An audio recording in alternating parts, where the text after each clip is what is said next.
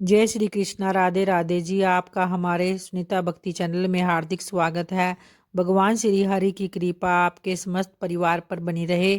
तो आइए भक्तों, आगे की कथा को प्रारंभ करते हैं, जो भगवान श्री कृष्ण की अनेक लीलाओं पर आधारित है, जिनका स्वरूप अत्यंत शांत है, जो शेषनाग की शैया पर विश्राम करते हैं, जिनकी नाभि में कमल है, जो देवताओं के भी स्वामी है, जो पूरे विश्व की आधारशिला है, जो आकाश के समान सर्वव्यापी है, जिनका रंग बादल के समान नीला है, जिनके शरीर का अत्यंत शुभ और सुंदर आकृति है, जो लक्ष्मी के स्वामी है, जिनकी आंखें कमल के समान है, जो योगियों द्वारा ध्यान में प्राप्त किए जाते हैं। मैं ऐसे विष्णु भगवान को नमस्कार करता हूँ, जो संसार के भय को दूर करने वाले हैं, जो सभी लोगों के एकमात्र स्वामी हैं।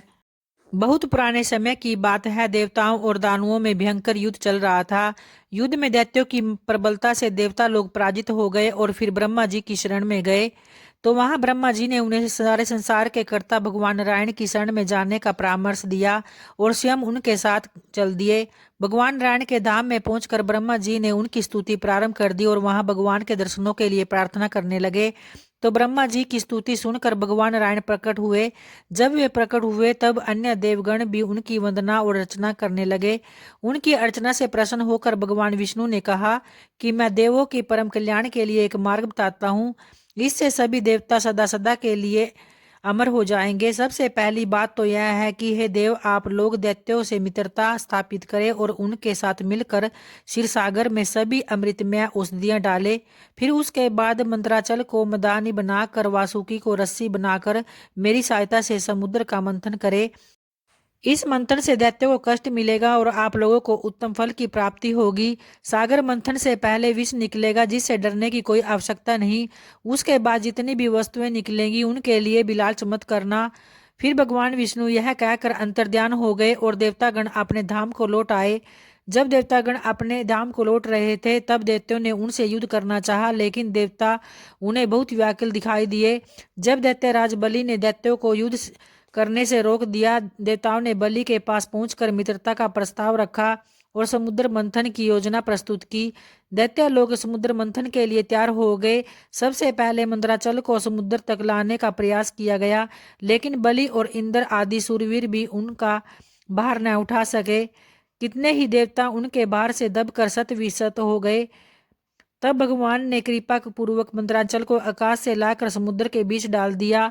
इसके बाद वासुकी को रस्सी बनाकर देव और दैत्य मिलकर समुद्र मंथन करने लगे। वासुकी के मुख की तरफ दैत्य थे और पूंछ की तरफ देवता थे। वासुकी के मुख, नेत्र और सांसों से निकली आग की लपटों से दैत्य लोग बहुत परेशान हुए। उनकी दशा आग से झुलसे हुए देवदार के पेड़ की तरह हो गई। देवताओं की हालत भी कोई अच्छी नहीं थी। उनके मुख की कांति भी धूमिल हो पड़ गई। बहुत समय तक देवता और दानव समुद्र मंथन करते रहे, पर अमृत नहीं निकला। तब फिर भगवान विष्णु स्वयं समुद्र मंथन करने आए और समुद्र मंथन के में सहयोग देने लगे। उनमें से उस समय सबसे पहले अलाल नाम का विष उत्पन्न हुआ और इस भयंकर विष को लोक कल्याण के लिए भगवान शंकर ने पिया। क्योंकि उन्होंने इसे अपने गले में धारण करके रखा, इसलिए उनका नाम नीलकंठ पड़ा। इसके बाद देवता और दानव दोनों मिलकर समुद्र का मंथन करने लगे। जब पर्वत समुद्र में डूबने लगा तब भगवान विष्णु ने इस बाधा को दूर करने के लिए कच्छप का रूप धारण किया और फिर पर्वत के नीचे जाकर उसे अपनी 1 लाख योजन विस्तृत पीठ पर रख लिया। अब फिर से देव और दानवों ने मंथन प्रारंभ किया। तब अनेक वस्तुएं धीरे धीरे निकली।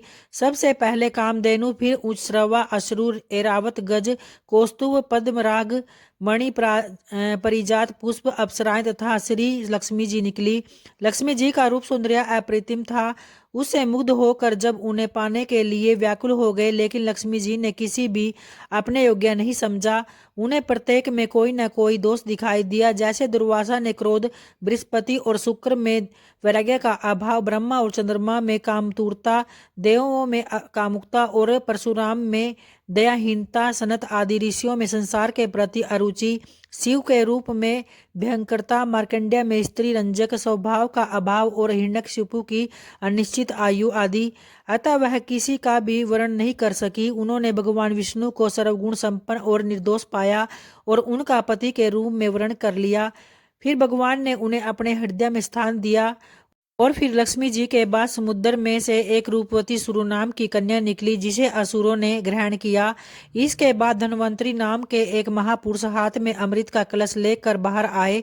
धन्वंतरी भगवान विष्णु के ही अंश थे। उन्होंने अपने इस रूप में वैद्य शास्त्र का प्रचार किया। दैत्यों ने धन्वंतरी के हाथ में अमृत का कलश छीन लिया।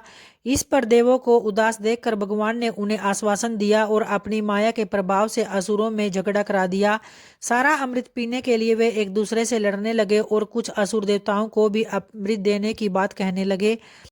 और फिर भगवान विष्णु ने जब यह देखा कि दैत्यों ने उस कलश को लेने के लिए छीना झपटी होने लगी है, तो उन्होंने मोहिनी का रूप धारण किया और सभी असुरों को अपनी ओर आकृष्ट कर लिया। सारे असुर कामतुर हो मोहिनी के पास जाकर उससे प्रणय निवेदन करने लगे। फिर भगवान की माया से मोहित होकर असुरों ने अमृत के लिए संघर्षरत होते हुए मोहिनी से ही पंच बनने के लिए प्रार्थना की। उन्होंने मोहिनी की हंसी से प्रभावित होकर अमृत कलश उसके हाथ में सौंप दिया और उससे फिर असुरों से कहा कि उनकी बात वह तभी मानेगी जब वे उसके न्याय में विश्वास रखेंगे। मोहिनी के कहने से एक शाला बनाई गई और सभी दैत्य और देवता यथास्थान बिठा दिए गए। अमृत कलश हाथ में लेकर मोहिनी ने वहां प्रवेश किया। फिर दैत्यों को अपने हाव भाव से उलझाकर सारा अमृत देवताओं को ही पिला दिया। मोहिनी को पाने की अभिलाषा में असुरों के प्रति मोह नहीं रहा, लेकिन राहु ने मोहिनी की चतुराई को समझा और देवताओं का रूप धारण कर दूसरी पंक्ति में आ बैठा। उसे अमृत पीने को मिल गया, लेकिन सूर्य और चंद्रमा को उसके इस कपट का पता चल गया और उन्होंने इसे विष्णु को बताया। विष्णु ने एकदम राहु का सिर काट दिया, अतः अमृत उसके गले के नीचे ही नहीं उतर सका। अमृत के मुख तक पहुंचने के कारण ब्रह्मा जी ने उसके सिर को अमृतों प्रदान किया और उसे एक ग्रह बना दिया। उसी गुस्से के कारण वह पूर्णिमा और अमावस्या को चंद्रमा और सूर्य को ग्रसता है। देवताओं को अमृत पिलाकर मोहिनी रूपधारी भगवान अपने वास्तविक रूप में आ गए। देवों को प्रसन्न और असुरों को अप्रसन्न देखकर वे अपने धाम चले गए। फिर भगवान विष्णु के छल से व्याकुल असुरों ने देवताओं पर आक्रमण कर दिया, लेकिन अमृत के पीने से देवता बहुत शक्तिशाली हो गए। दोनों ओर युद्ध होने लगा। दैत्यों ने समुद्र मंथन में अथक परिश्रम किया था, लेकिन उन्हें अमृत नहीं मिला। इससे पहले भी अनेक बार देवताओं को हरा चुके थे और अब दुगने उत्साह से आक्रमण करने लगे। इंद्र ऐरावत पर चढ़कर देवताओं का नेतृत्व करने लगा। फिर वह बलि से भिड़ गया और इसके बाद मित्र प्रहेति से, त्वष्टा संबर से, विश्वकर्मा मया से और सूर्य बाणासुर से लड़ने लगे। मया से आसुरी युद्ध भी प्रारंभ कर दिया और माया ने चारों ओर भयंकर दृश्य उपस्थित किया। लेकिन जब दैत्यों का विनाश किया, माली और सुमाली दैत्यों का भी विष्णु ने अपने चक्कर से सिर काट दिया और माल्यावान दैत्य का सिर काट दिया गया। विष्णु की उपस्थिति में अधिक बलशाली इंद्र पर गदा फेंकी तो उसका हाथी मूर्छित होकर गिर पड़ा। इंद्र रथ पर सवार हो गया। फिर जंब ने उसके सारथी को भी व्याकुल कर दिया और फिर इंद्र ने जंब का सिर काट डाला। जैसे जैसे दैत्य क्रुद्ध होकर युद्ध करते थे, वैसे ही उनका विनाश हो जाता था। तो ऐसे ही आज की कथा यहीं समाप्त होती है और आगे की कथा अगले अध्याय में प्रारंभ करेंगे। तो प्रेम से बोलिए भगवान श्री हरि की जय। धन्यवाद दोस्तों।